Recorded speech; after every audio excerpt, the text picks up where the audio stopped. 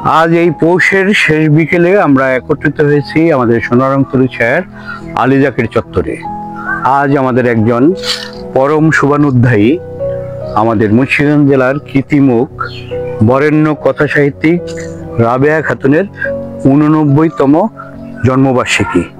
তাকে শ্রদ্ধার সঙ্গে স্মরণ করে এবং তাকে উৎসর্গ করে আজ আমরা আমাদের বৃক্ষপ্রেমী শিক্ষার্থীদের বিভিন্ন গাছের চারা উপহার দিয়েছি।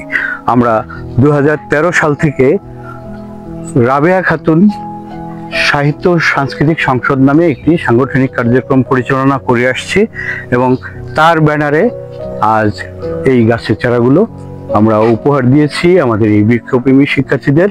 তারা এই গাছ বাঁচিয়ে রাখবে এবং বৃক্ষপ্রেমকে মনের মধ্যে ধারণ করে তাদের ভবিষ্যৎকে রচনা করবে।